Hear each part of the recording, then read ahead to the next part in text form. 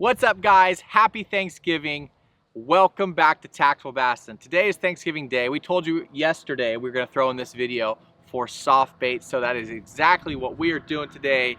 We are talking about swim baits, soft baits. Happy Thanksgiving. All right, I'll kick it off. Coming out the gate, we're going to talk about the Huddleston. Different style tail than a lot of the other baits. Once we're done with that, we're going to switch over and talk about paddle tails and a variety of paddle tails. But the Huddleston in and of itself is pretty unique, so we're going to start there. I'm going to talk about the 8-inch Huddleston. That's the bait that I caught my personal best on. And we have caught a lot of big fish on them over the years. It's the same bait you caught your personal best on too, for that matter.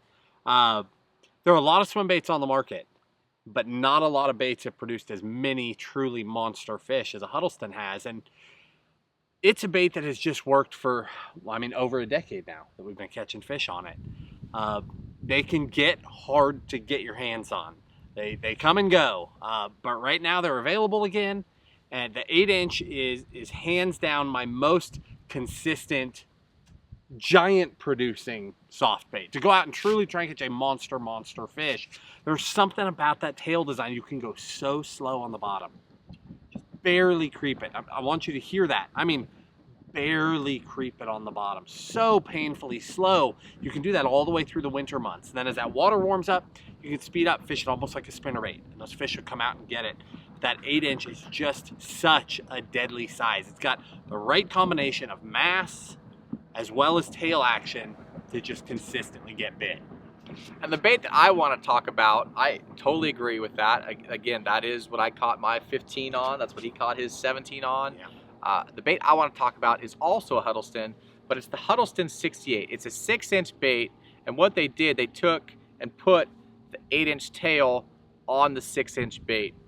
A lot more thump, a lot more kick. Actually, you can move this bait slower because it has such a big tail on it. You get that real subtle kick, but you can feel it. You guys that want to get into swim bait fishing and you want to throw a Huddleston or you want to throw a swim bait, you can get in with a 6-inch soft bait right there, and this catches them. It's easy for the spots. It's easy for the smallmouth to get that 6-inch bait all the way down. Yeah. Now, as we switch over to paddle tails, I'm sure Tim's going to pick whichever one he wants to talk about. While he's doing that, I'm going to give you a quick tip I have discovered over the last year. Swim baits specifically come in and out of stock a lot, and we work hard to choose baits that you guys can get, that are actually available. But even then, things sell out. Here's a quick tip for you. I learned this a few months ago. A lot of times, baits are coming in and out of stock faster than they actually hit the website. So quick tip, say you want an 8-inch bait in this color and it's not available. Now, if it's a brand that like makes 10 baits a year and they're out of stock, you might be in trouble. Probably not worth doing. But a lot of the baits you can actually buy while they are out of stock. They ship when you get them. They ship when you get them. And these baits actually are restocking. The people that are buying them while they're out of stock get theirs shipped, and they run out before they ever hit the website. So, quick tip that I discovered a couple months ago is you can order baits that are out of stock, and then you do get them, whether or not they ever show on the website. I discovered that a few months ago. So the next bait that I want to talk to you about is the 6-inch Osprey. The tournament talon, it's been around for years out west. We've been throwing this for years. This is one of my favorite swim baits to skip. You guys saw that skipping video I shot a month or two ago. Yeah. That was an Osprey. It's a great bait to skip under docks, fish around timber, and it comes in so many cool colors, so many great colors. I think TacticalBassin even has their own custom color. But the 6-inch tournament talon, it's got a boot tail on it. Thump's real good.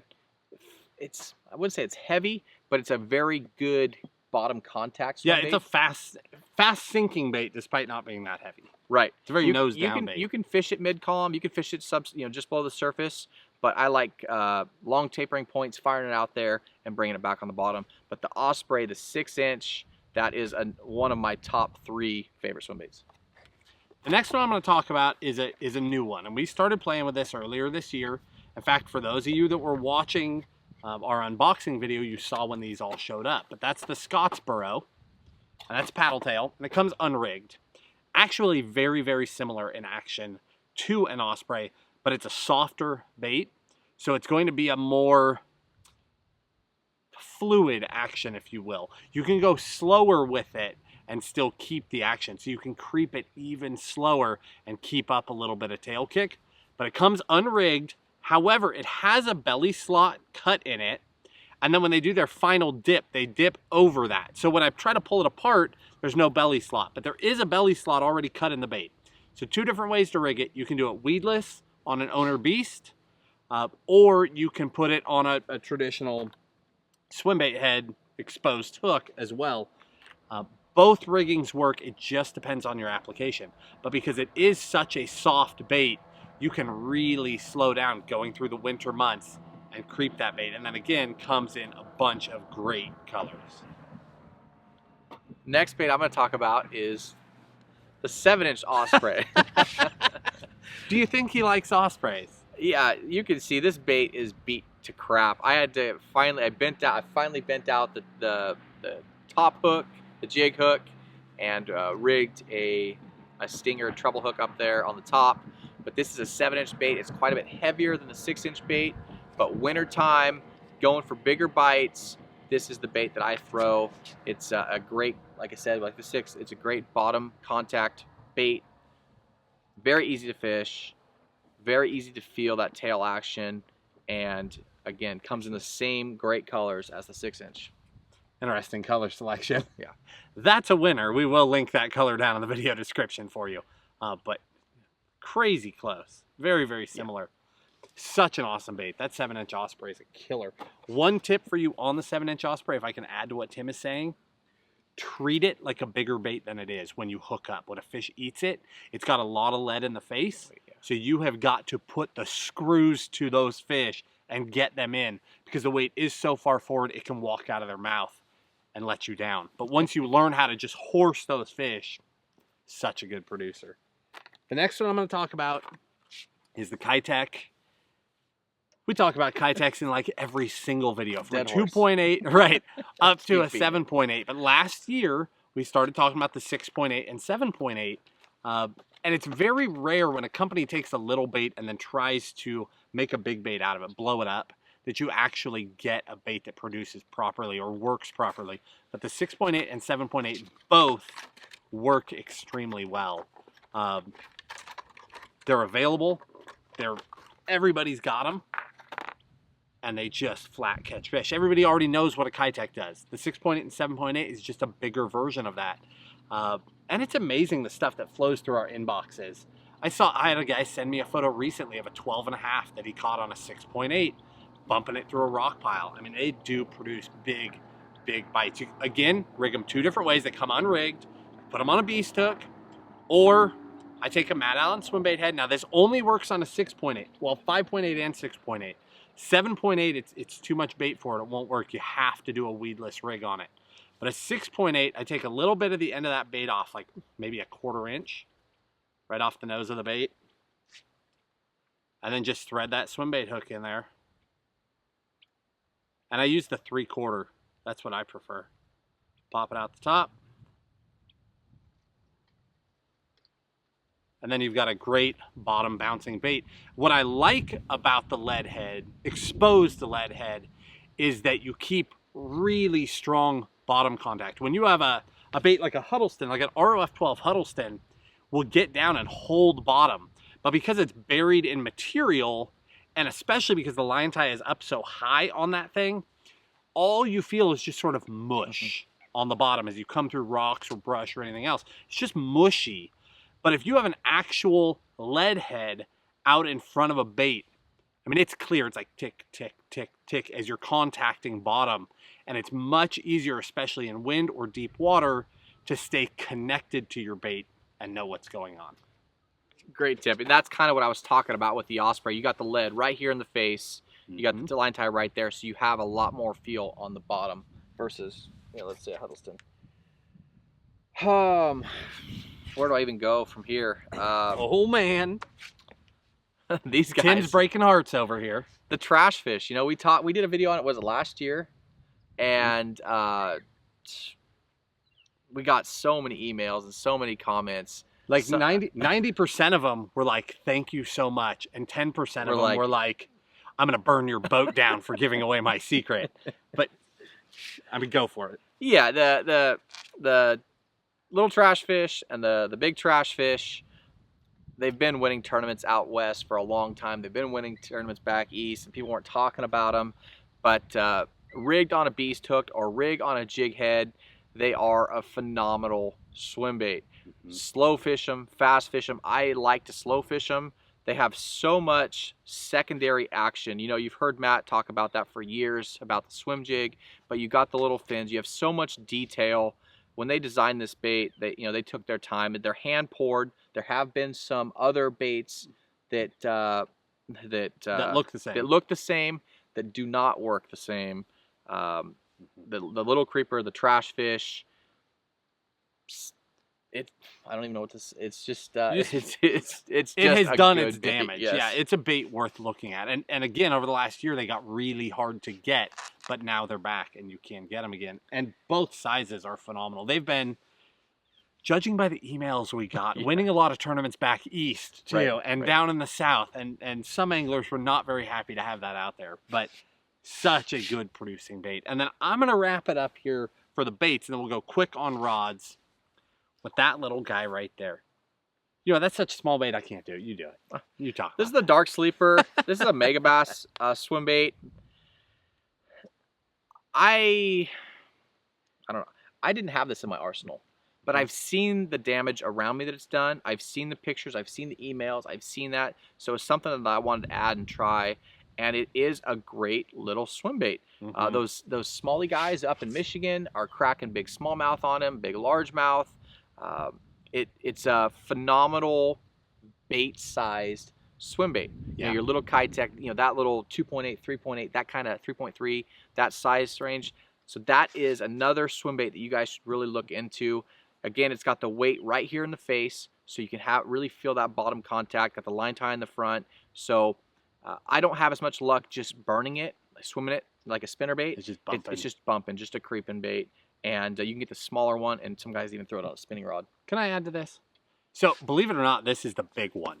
They come smaller, but here's something I'm going to throw in the mix. Because you look at this and you think goby. And you think, okay, that makes sense. All these smallmouth guys smashing on it. But here, I'm going to give you just a little bit of homework. I want you to Google the word Sculpin. S-C-U-L-P-I-N. Sculpin. You think you don't have gobies? You're right, you don't have gobies. But you do have Sculpin. They're in all of our lakes. I've caught them. I've been in the creek playing with the kids, flipping rocks, and all of a sudden they're Sculpin. I've had fish throw Sculpin up on the deck of the boat. It is not a bait fish that you are aware of. It's not like shad getting busted on the surface, or trout running around, or blueback herring. It's not something that's going to school up. It's a little tiny bait that lives down on the bottom. That is where this game is playing. Between Sculpin and those northern guys, it is producing. It will make sense when you see what that is if you're not familiar with it. But a fish like this is in all of our fisheries, and especially in the little baby size. I'm joking about not wanting to talk about such a small bait. The even smaller size of this it matches the hatch on Sculpin across the country, and it is a food source just about everywhere that very, very few people tap into, but the fish are well aware of it. And you will be surprised when you put a bait down there that looks like a Sculpin, what happens. No joke, last week, I got a text message from an angler out here on Clear Lake. It says, "Hey Tim, do you know what this is?" And I wrote back, "Yes, it's a Sculpin." And he said, "Okay, are they supposed to be here?" And I said, "Yes." I think he snagged it with a crankbait or something, but they are in all of our fisheries, and I think that's why that bait works so well. But again, getting back on the trash fish, we shot a video on it a while back, and we had some different tips and tricks on how to rig it. We're not gonna get into that today, but I will leave a link to that up there where you guys can go check out the different heads and different ways to rig it, because this is a must-have in your tackle box. Now, just like every buyer's guide video, we have rambled on forever. So the rod portion of this, we're going to wrap up pretty quickly, but we will link everything down in the video description. When it's all said and done, it's actually only a handful of baits that we're talking about here, and a handful of rods and reels that will make a huge difference for you this year. But we'll keep that all organized down in the video description so you can send it to your loved ones, make it really easy. Yesterday we talked about the Fury and about that 966, and both are phenomenal baits for this application as well, or phenomenal rods for this application as well. For all of your jigged hook baits and trebled baits, all the way up to, but not including, the 8-inch Huddleston or beyond. As soon as you get there, as soon as you get to that bigger bait or larger, it is very wise to step up to an even stouter rod. And still to this day, my answer has not changed over the years. It's a Dobyns 807 is probably the #1. Loomis before had a 7 power in their lineup, and it worked really well for it too. But now they stop at a 6 power, which immediately the Dobyns 807 is straight to where I go when I've got to throw that 8-inch or larger soft bait, because you need, they're soft in the midsection, they flex in the midsection, but they have enough tip that you can bury a jig hook and then you can just start grinding on those fish, and they'll fold up, but you're still in control. Because when you're fighting fish on heavy soft baits, again, the 8-inch Huddleston, or we started telling you about the Osprey, you've got to wrench on those fish as hard as you can. If they're turning their head away from you, you are going to lose that fight. You have to keep their head coming straight at you all the time. Tighten that drag down, lock it down, and just go, go, go, go, go all the way to the net. And if the net's not there, flip them.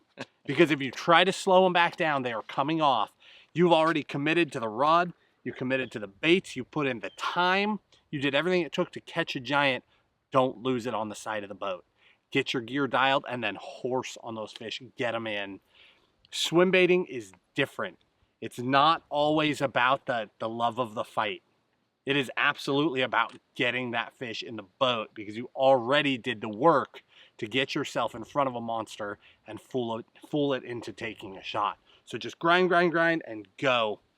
And then again, we'll link the rods, but the 807 paired with either a Tranx with a traditional handle instead of a power handle, or the reel that we've been using forever, Calcutta 400B, is another just absolute winner. Anything you want to add to that? Yeah, that is for jig hook baits, not treble hook baits. That's a fact. Treble hook baits, lighter rod, and you can play them if you'd like. That's what I like to do. Yeah, but jig hook baits, you gotta go, because they just throw them.